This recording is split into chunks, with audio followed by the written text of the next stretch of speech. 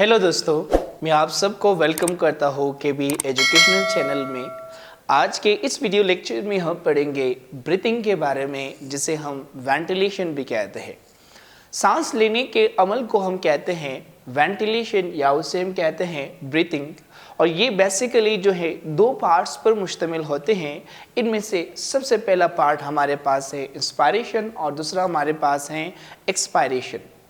सबसे पहले हम पढ़ते हैं इंस्पायरेशन। सांस लेने के अमल को हम कहते हैं inspiration, the process of inhalation of air. सांस लेने के अमल को हम क्या कहते हैं? इंस्पायरेशन कहते हैं। इंस्पायरेशन के अंदर जो है तीन स्ट्रक्चर इन्वॉल्व है। सबसे पहला वो हमारे पास होते हैं रिब्स, हमारी जो पसलियाँ है। ये जो रिब्स हैं, इन रिब्स के बीच जो है मसल पाया जाता है। इन मसल्स को हम कहते हैं इंटरकॉस्टल मसल। और इसी तरह हमारे दोनों लंग्स के बीच जो है एक शीट ऑफ मसल पाया जाता है, जिसे हम कहते हैं डायफ्राम।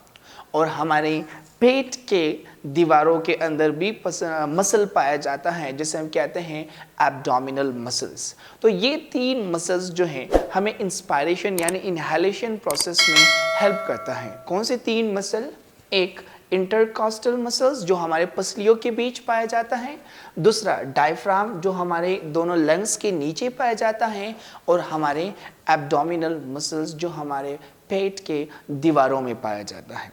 तो इंस्पायरेशन या सांस लेने के दौरान होता क्या है? सांस लेने के दौरान सबसे पहले हमारे ये जो इंटरकॉस्टल मसल्स हैं ये कॉन्ट्रैक्ट कर जाता है।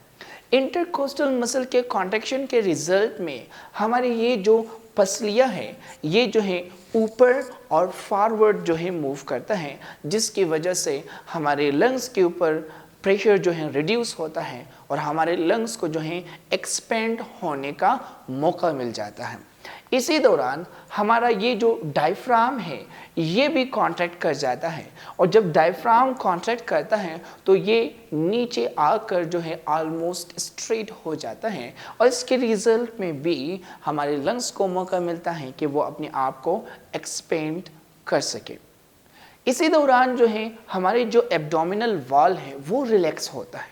उसका वजह क्या है? आप देखिए, ये जो हमारे डायफ्राम है ये जब कॉन्ट्रैक्ट करके नीचे आएंगे तो ये आपके एब्डोमिनल कैविटी के अंदर जो ऑर्गन्स मौजूद है उसके ऊपर प्रेशर लगाएंगे।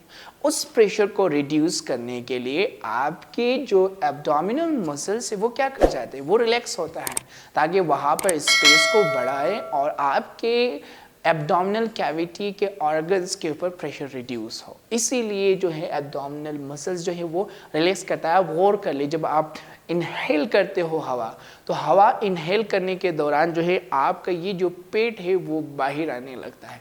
तो इसका मतलब ये है कि बाकी जो इंटरकॉस्टल और डायफ्राम है ये कॉन्ट्रैक्ट करता है, लेकिन आपका जो एब्डोमिनल मसल है वो रिलैक्स कर जाता है। तो होगा क्या? इस तीनों के कॉन्ट्रैक्शन के रिजल्ट में होगा क्या कि आपके लंग्स एक्सपेंड होंगे। जब आपके लंग्स एक्सपेंड होंगे तो आपके लंग्स के अंदर एयर प्रेशर वो जो है एटमॉस्फेरिक प्रेशर के बनिस्बत कम पड़ जाएगा, रिड्यूस होगा। जब आपके लंग्स के प्रेशर एटमॉस्फेरिक प्रेशर के बनिस्बत कम होंगे तो उसके रिजल्ट में फिर क्या होगा? हमें पता है कि हमेशा हवा हाई प्रेशर से लो प्रेशर रीजन की जानिब मूव करता है। तो एटमॉस्फेरिक प्रेशर यानी एनवायरनमेंट के अंदर हवा की प्रेशर ज़्यादा, आपके लंग्स के अंदर प्रेशर कम, तो हवा जो है वो एनवायरनमेंट यानी हाई प्रेशर वाले रीजन से मूव करके लो प्रेशर वाले रीजन यानी आपके लंग्स के अंदर एंटर हो जाएंगे। ये था पूरे इंस्पायरेशन। अब एक्सपायरेशन के दौरान क्या होता है? एक्सपायरेशन के दौरान, एक्सपायरेशन हम किसे कहते हैं? सांस छोड़ने के प्रोसेस को हम कहते हैं एक्सपायरेशन। तो एक्सपायरेशन या एक्सहेलेशन ये फिर किस तरह होता है? इसमें भी यही तीन मसल्स इन्वॉल्व हैं, इंटरकॉस्टल मसल्स, डायफ्राम और एब्डोमिनल मसल्स। तो इसमें सबसे पहले ये जो इंटरकॉस्टल मसल्स है आपके ये रिलैक्स होंगे। ये जब रिलैक्स होंगे तो आपके जो डायफ्राम है वो नीचे और इनवर्ड मूव करेंगे, जिसकी वजह से आपके लंग्स के ऊपर प्रेशर बढ़ जाएगा और आपके लंग्स मजबूरन वो श्रिंक होने लगेंगे। और इसी दौरान जो है आपके डायफ्राम भी जो है वो क्या करेंगे? आपके डायफ्राम जो है ये भी रिलैक्स होंगे, और जब आपके डायफ्राम रिलैक्स होंगे तो ये डायफ्राम दोबारा जो है क्या करेंगे, ये ऊपर मूव करेंगे और डोम शेप बनाएंगे। ये जब आपके डायफ्राम ऊपर मूव करके डोम शेप बनाएंगे तो ये आपके लंग्स के ऊपर क्या करेगा, प्रेशर लगाएगा, जिसकी वजह से आपके लंग्स के ऊपर प्रेशर मज़ीद बढ़ जाएगी। और इसी दौरान आप देखिए जब डायफ्राम ऊपर मूव करेगा तो आपके एब्डोमिनल कैविटी के ऑर्गन्स के ऊपर प्रेशर दोबारा क्या होगा, रिड्यूस होगा।